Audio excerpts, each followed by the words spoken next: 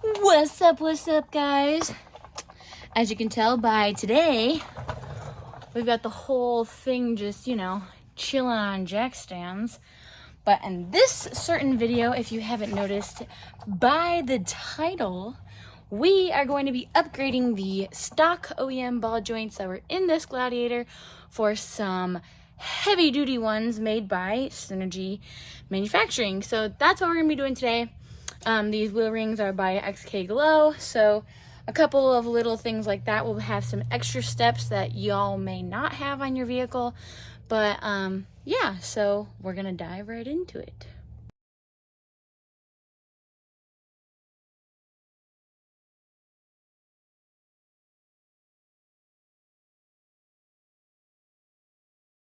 So like I said, I'm not going to show how to take these off. I mean, if you want to see that video, I do have that one. I believe it's on my Instagram. I don't know if I put one on YouTube, but I know for a fact it is on Instagram. So if you do want to see how to do wheel ring lights, that is on there. Anyways, I did a time lapse of how to basically take it off. So now I have it just kind of loose and chilling over here. So technically your first step after getting everything on jack stands and ready to go is taking off your calipers. So that is what we'll be showing right now. Okay, so on the back there's two caliper bolts. There's one right here. It's a 21 millimeter socket that you're gonna use, and then one way down here in the bottom. See my fingy? Right there. So that is where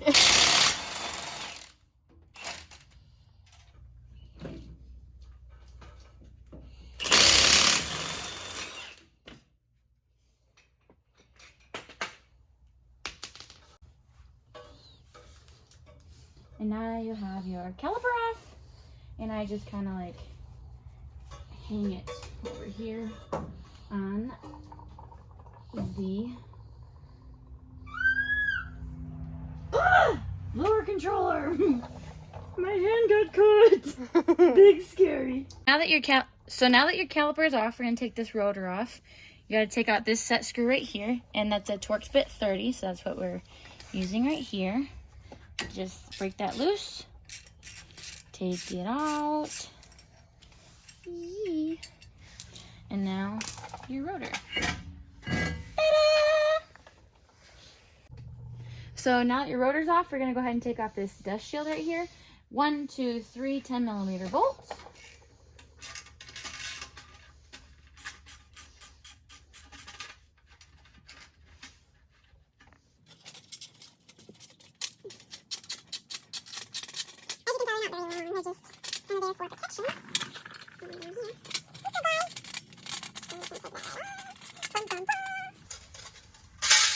And then we're gonna take this sensor off right here.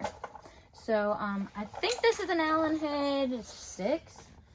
I have no idea, but just find an Allen head that fits, I guess. So I found this one that fits, and then we're just gonna pop it right out, get it loosened, and then don't lose your set screw. And we're just gonna shimmy this out because it has a little O-ring on it. So that O-ring you want to make sure you don't break. But there it is right there. Delicious. And then I just kind of hang this out over the way. And yeah, so next I'm gonna take off this bolt right here, just so I can have access to all of this area.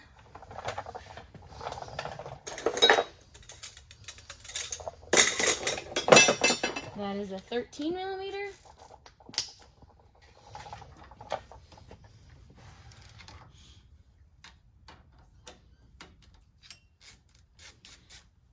By taking this off, I can have all of the things just out of the way. And we're just gonna shove it over here. And I'll put that one right there so I don't lose it again. Yay! I'm going to take the hub bolts off of the back side here. It is a 13 millimeter 12-point socket that you need to use. So I'm just going to break them loose with my ratchet. Typically when I have 12 12-point bolts. I don't like to use electric on them because they strip kind of a little bit easier in my personal opinion. So I always break everything loose with a ratchet. If you want to come on this side so you can see the bolts I'm talking about. There's 3 of them on the back side. There's one here, one right there, and then one on this side underneath here. But you'll see them there. So I try to bring them loose first. Okay. Yeah, lovely. And, you know, all of the things.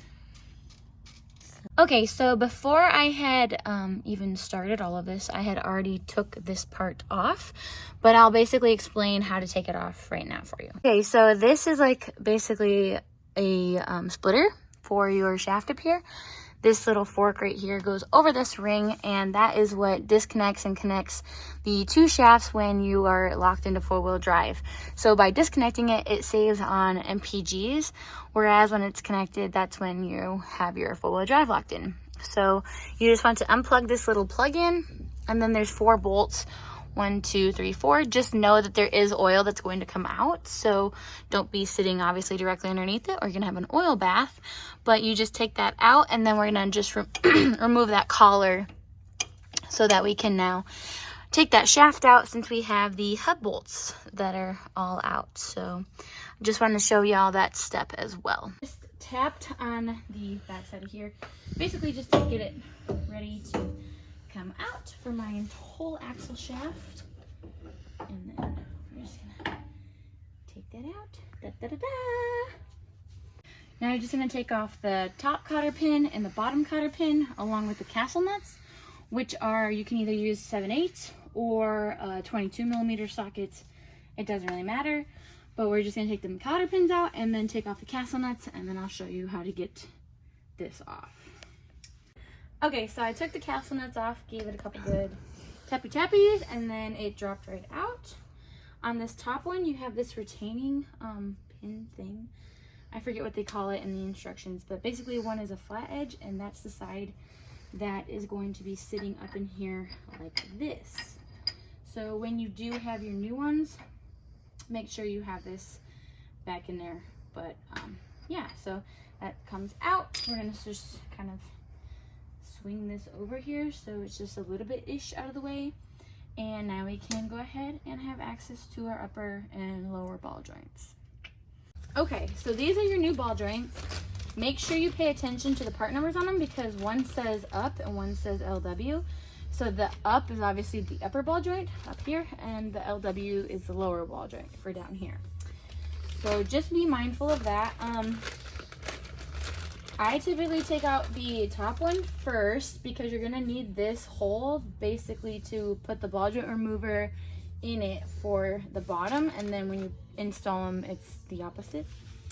But basically in your kit, you're gonna have the upper and lower, and then you'll have another little hardware kit that comes with it as well, with new cotter pins, and then a washer for the bottom, which I'll show you, and then your grease zert little caps. So I'll show you how to take out the top now. Okay, so I went ahead and put the ball joint remover on. Basically in the kit, you just want to find a sleeve that works. This is the kit that's actually from Harbor Freight. It's called Maddox. I'll tag it in the description. This is the biggest sleeve that they have, so that I can have it fit around the ball joint, and then the remover sleeve on the bottom here. So if you've never used a ball joint remover, this is basically how to use it. And then I believe it's a 22 that was on top. I don't remember, but so then I'm just gonna tighten this puppy down so that it fits. I'm just gonna let it.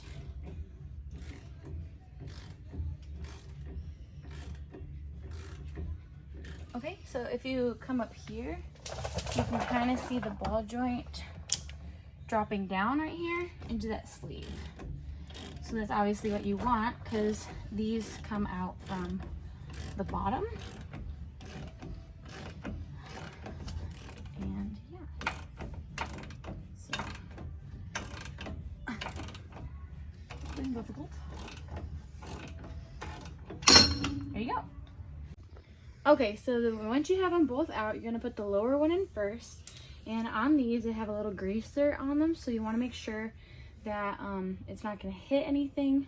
Just kind of keep in mind of what you have aftermarket wise, if it will hit anything. They suggest to put them towards the rear of the vehicle, so they're just kind of going to go in there like that. So, but you want to start with the lower one first, because like I said, you're going to need this upper area for the top of the installation tool to go in. Make sure once you have them out that you just kind of check for burrs, clean it up a little bit, and then make sure you don't have anything worn out. And then you're just going to line them up. Make sure you have your upper and lower right, so you're not putting the wrong one in the upper and lower area. So I'm just going to kind of try to get it a little-ish started. And then I used this installation one. This was the number 9 I found to be the best one to use, I guess. And then this little cap right here, which was the number 10, I just had over like that.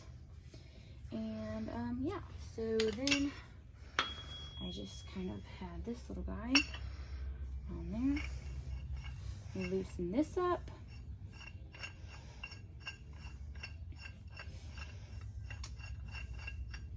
All right, so you're gonna feed this up through here.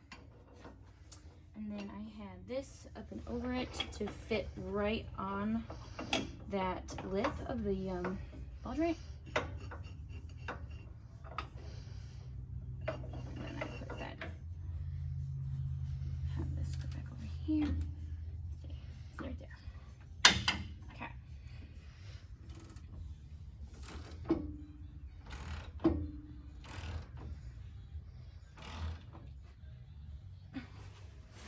And then you're gonna see this part right here kind of get sucked up into that hole.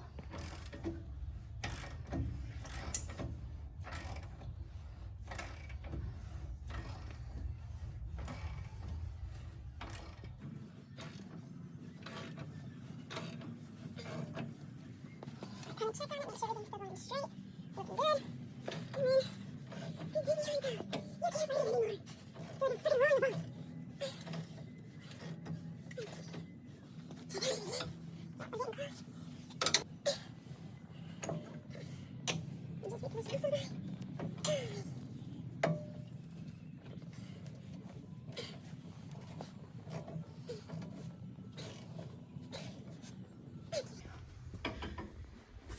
Check to make sure that your lip is flush down here. And then if you're good, take this little guy back off.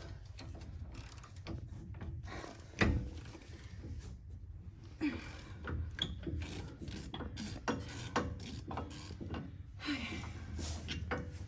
Absolutely dying.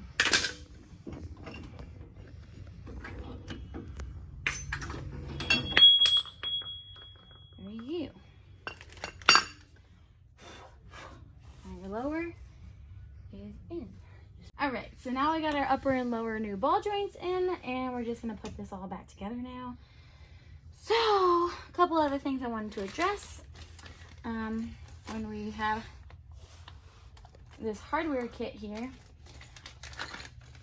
you've got these little grease zerk doodad bolt thingy majigs.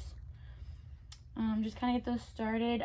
They come pre-greased, so you shouldn't need to put any more grease in them. They're kind of a pain in the butt to get in here, but once they're in there, then they're good to go.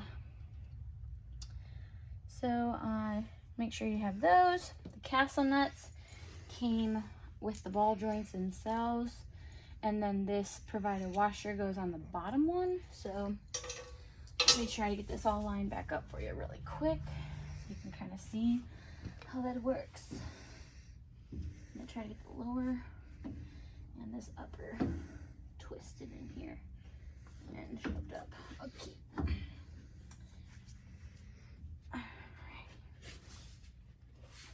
Okay, so once you have it up there, you're gonna take your washer and one of your new castle nuts and just throw it on the bottom one, just to start it and hold it. We're not tightening anything yet until we have everything kind of started. Okay, so that's on there. Kind of line this top one up. And then your little retainer, make sure the flat side is towards you. And then you're gonna put this sleeve in. Maybe we get it kind of lined up better. All right. Now, when you're putting that sleeve in, make sure you don't hit the threads on the new ball joint, because that's just don't do it, okay? So be careful, obviously, when you're tapping stuff, and you don't hit certain things. So that just is gonna kind of come in here and sit back in there. And you'll know that it's seated all the way when it's flush inside of here. So I'm going to go on this side and try to get that seated.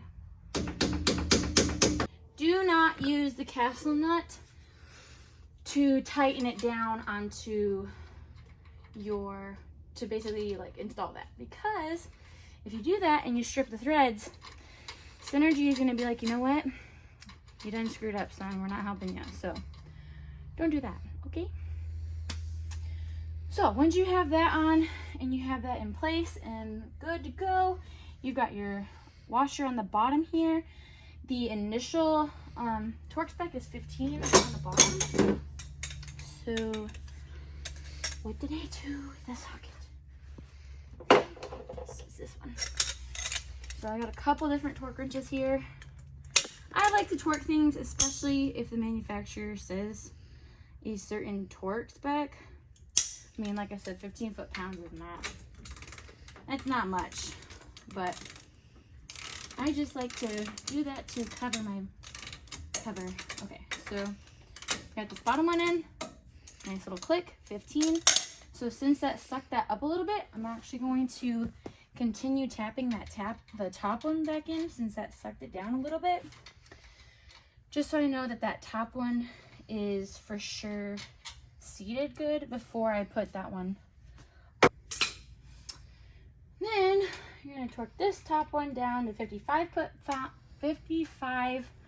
foot-pounds, and then the bottom one gets retorqued to 35. Bro, quit. Just one. Correct the mundo. 55. 55.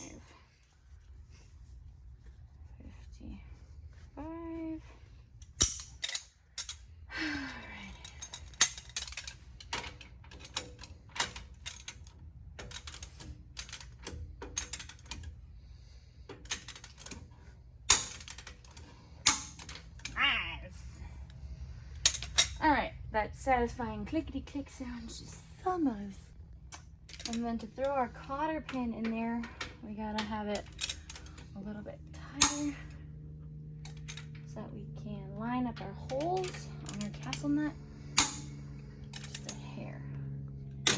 If your holes don't line up, never loosen it, always tighten it just a hair more, just so that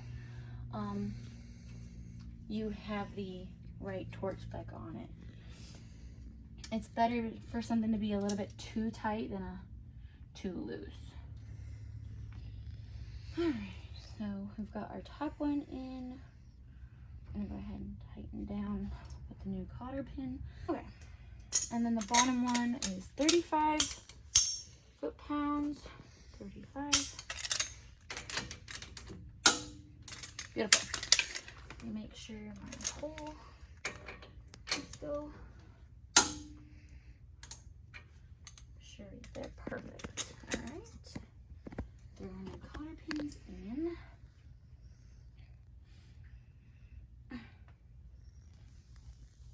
There you go. Atty, my finger.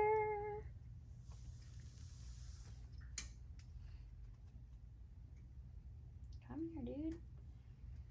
There. All right. And then our bottom screw. Perfecto mundo. And then there you have it. Your ball joints are now complete. I'll kind of show y'all a little bit of the reassembly process. You definitely want to make sure that you have clean reassembly so that you don't have problems going down the road. Obviously you want to keep things safe, so obviously I use Loctite and other safety mechanisms, obviously, because I just want to make sure that everybody is going to be a-okay if they ever hop into a vehicle that I've worked on. So yeah. Okay, so I was referred to using the orange Loctite for caliper bolts and hub bolts and such, just because the red one will round off the head of bolts if you try to take it back off again. So this one helps with preventing vibration loosening as well. So that was really all I needed the Loctite really for, especially pushing them big old boggers on the front. I need something that will withstand the vibration of that. So I'm gonna put Loctite on the 3 hub bolts as well as the 2 brake caliper bolts. So yeah. Okay, so now that I'm putting that axle back in, you want to come in here and make sure that this sleeve will go over here. And then to get those back lined up, I'm going to have my munchie over here, just tired, turn that axle for me so that I can line it up so that these will slide over and connect again. So go ahead and turn it a little. Keep going right there. Go back up. Not so much. Don't turn it so much. Go back the other way. Right there. So basically you want it to be able to slide freely back and forth between the 2 shafts. So once that is in place right there, then you are set to go. So that way you know that it is aligned. So that's that part. So then this can go back on and you put your 4 bolts in there. You put these forks over that part right there. And then I'll show that, obviously, or these forks over that. But I'll show that once that caliper is out of the way. Okay, so now I'm going to go ahead and torque these to 75 foot-pounds. And I guess it doesn't really matter what order you go in, just as long as you get these little guys torqued and get a nice satisfying click out of it. Beautiful. And so on and so on. So just torque all these down and then move on to the next step. And then you want to make sure you torque your caliper bolts to 178 foot-pounds.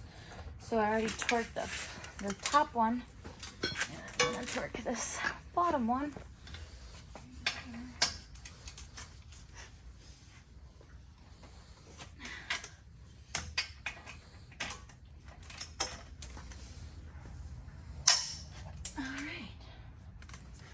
Now pretty much everything is back on, and that is kind of like the end of your install. Because I still have to put this obviously back on. But let me jump down here and show y'all down here kind of what to do with the axle disconnect. So come down here. Come down. Okay. So, where did I put my bolts? Oh, God. Alrighty. So here's the cover for it, and then these are obviously all of the ones for this. The 10mm heads are for the cover, and the 13mm heads are the ones for this right here. So these forks, like I had said, are the ones that are going to go into this right here. So you're just going to kind of match it, and then to my holes, there it goes, and then put my bolts back in. Okay, once all the bolts are back in, then you're just going to reconnect it with this little plug-in.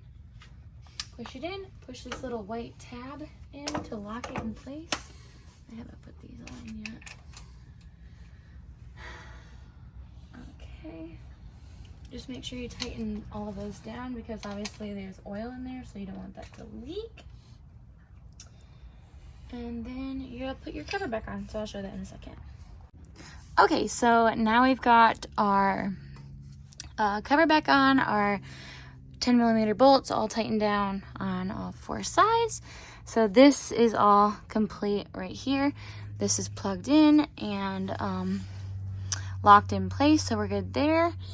And now I'll just finish up what little bit I have with the ring and put the tire back on.